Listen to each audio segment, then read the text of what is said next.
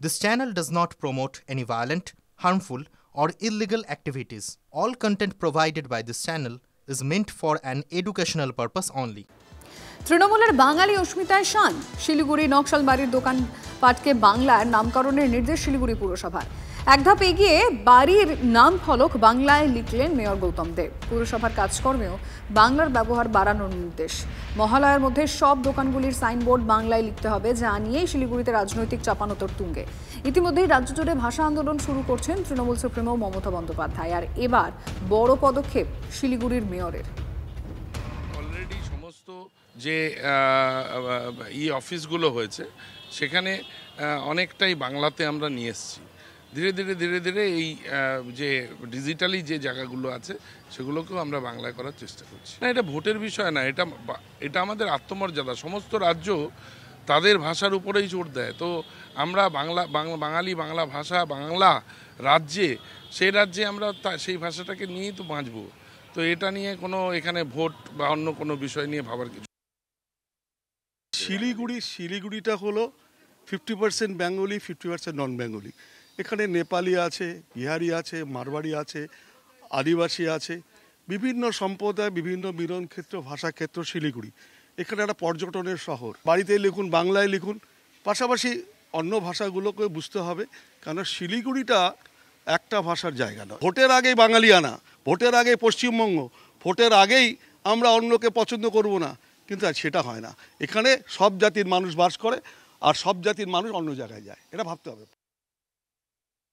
বাঙালি অস্মিতায় শান দিতে শুধুমাত্র শহর বা গ্রামাঞ্চলে বিভিন্ন দোকানপাটে যে সাইনবোর্ড, তাতে বাংলায় লেখার নিদান আগেই দিয়েছে শিলিগুড়ি পৌর নিগম। এবার নিজেদের বাড়ি থেকেও এই ধরনের একাধিক বদল এনে জনমানুষে বার্তা দিতে চাইছেন শাসক তৃণমূলের নেতারা। তারা মনে করছেন এই বাঙালিয়ানা অস্ত্রে 2026-এর নির্বাচনের আগে বিজেপিকে বেধা সহজ হবে। যদিও বিজেপি নেতাদের দাবি, অন্তত উত্তরবঙ্গে এই অস্ত্রে বিজেপিকে ঘায়েল করা যাবে না। শুধুমাত্র শহরাঞ্চলে বা দোকানপাটে বাংলায় সাইনবোর্ড লেখাই নয়, অথবা এভাবে বাড়ির নাম প্লেটে ইংরেজি থেকে বাংলায় বদল নয়, একাধিক ক্ষেত্রেই জেলায় জেলায় কর্মীদেরকে বার্তা দিচ্ছে তৃণমূল। বাংলা ও বাঙালিয়ানা অস্ত্রের শান দিয়ে সেই আবেগকে কাজে লাগিয়ে বিভিন্ন সভা সমিতিতে প্রচার করা হবে। পুরসভার অন্দরেও এই ধরনের নেতৃত্বের যে সমস্ত চেম্বারগুলো রয়েছে, সেখানেও কিন্তু ইংরেজির পাশাপাশি বাংলায় নেমপ্লেট তৈরি করে নেওয়া হয়েছে। ক্যামেরায় দীপায়নের সঙ্গে প্রসেনজিৎ, TV9 বাংলা। হোটেল থেকে হাসপাতাল, এবার কলকাতার সব দোকানপাট, সংস্থা, প্রতিষ্ঠানের সাইনবোর্ড বাংলায় লেখা হতে হবে, নির্দেশ কলকাতা পুরসভার। বিজ্ঞাপন দাতাদেরও বলা হচ্ছে সব বিজ্ঞাপন বাংলায় লিখতে হবে। কেন্দ্রীয় সরকারি অফিসের নামও বাংলা করার জন্য কেন্দ্রকে চিঠি পাঠাবে রাজ্য। সাইনবোর্ড নিয়ে কড়া কলকাতার মেয়র। আমরা এর আগে নোটিফিকেশন করা সত্ত্বেও অনেকে আছেন যারা সাইনবোর্ডে বাংলা লেখেনি।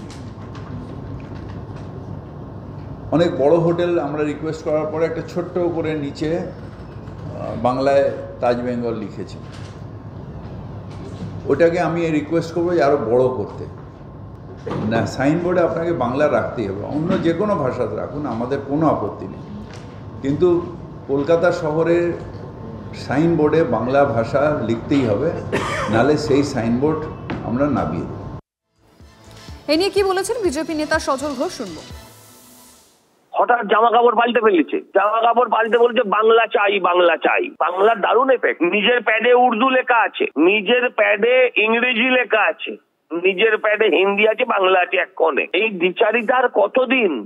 আর প্রথম কথা হচ্ছে এই সার্কুলারটা শুধু উনি 8 মাস আগে দিয়েছিলেন তা নয়, সুব্রত মুখার্জি অথবা বিকাশ রঞ্জন ভট্টাচার্যের সময় এই সার্কুলার হয়েছিল। 8 মাস আগে ওনারই পুরসভার দেওয়া সার্কুলার উনি মানাতে ব্যর্থ হয়েছেন। কেন?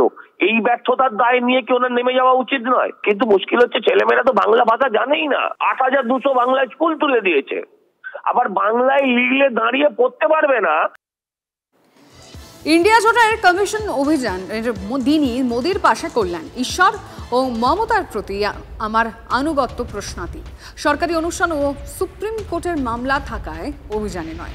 অভিযানে অনুপস্থিতি নিয়ে গুঞ্জনের মধ্যেই ব্যাখ্যা কল্যাণের। অনুপস্থিতির কারণ ব্যাখ্যা করতে আমি দায়বদ্ধ নই। আমার সমালোচকদের হাজারো প্রচেষ্টা ব্যর্থ হয়েছে। অভিযানে অনুপস্থিতি নিয়ে গুঞ্জনের মধ্যেই ব্যাখ্যা কল্যাণের।